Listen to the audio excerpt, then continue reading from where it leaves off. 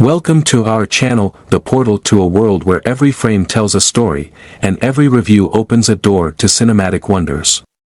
Get ready to immerse yourself in the captivating universe of films, where our passionate team of cinephiles will guide you through a myriad of emotions, from laughter to tears, as we uncover the magic that makes movies unforgettable. Today's we are going to watch about Killers of the Flower Moon is a 2023 American epic revisionist Western crime drama film directed and produced by Martin Scorsese, who co-wrote the screenplay with Eric Roth, based on the 2017 book of the same name by David Grann.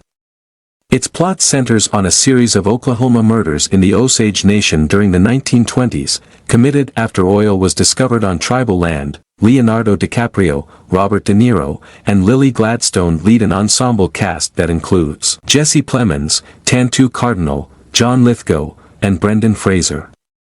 It is the sixth feature film collaboration between Scorsese and DiCaprio and the 10th between Scorsese and De Niro.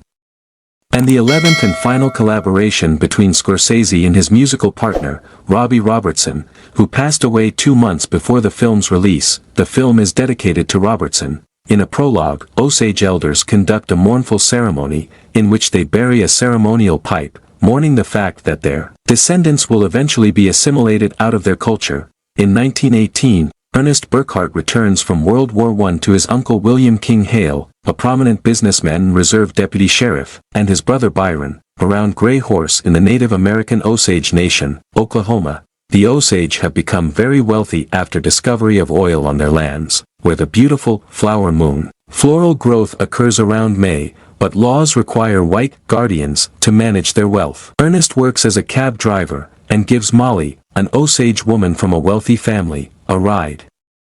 A romance develops, and they eventually marry.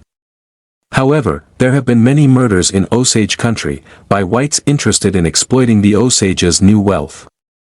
Many funerals occur, often mixing Catholic and Osage ceremonies. Both Hale and Ernest themselves are interested in exploiting the Osage, despite Hale's posing as a benevolent king, who loves the Osage people and speaks their language. Hale mentions to Ernest that he may inherit more money if fewer of Molly's sisters are left alive. Molly's sister Anna Brown, a rambunctious character who carries a gun in her purse, is murdered. Another sister, Minnie, dies, supposedly of a wasting disease.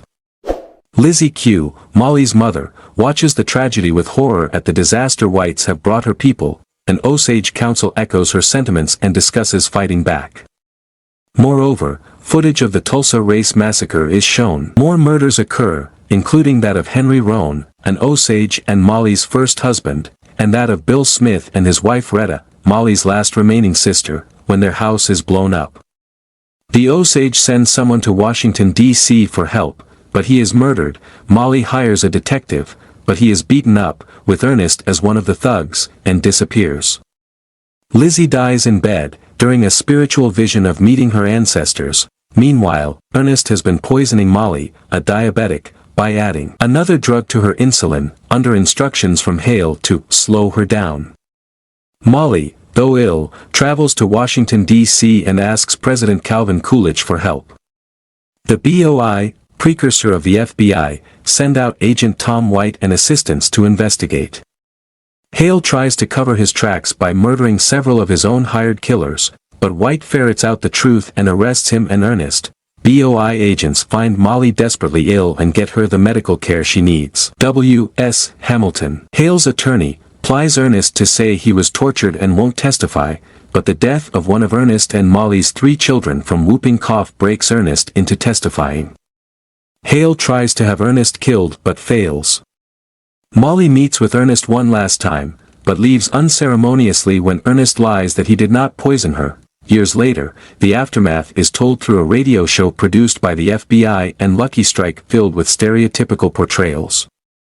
The Shawn brothers, quack doctors who assisted crimes against the Osage, were not arrested due to lack of evidence. Ernest received a life sentence, as did Hale. Ernest was paroled, but Byron turned state's evidence and avoided jail. The brothers lived out the rest of their lives in a trailer park. Hale is released on good behavior, despite the Osage's protests. The radio show's producer reads Molly's obituary, revealing Molly divorced Ernest and died at the age of 50 in 1937 due to diabetes and was buried with her family. The producer notes the obituary omits any mention of the murders. The film closes in the present day, where the Osage have a large celebratory ceremony, with their culture still alive. That's the end. Thank you for watching the full video. Join us for epic tales, intimate dramas, and thought-provoking masterpieces that resonate with our souls. Don't forget to hit the notification bell, so you never miss an opportunity to dive into the captivating world of cinema.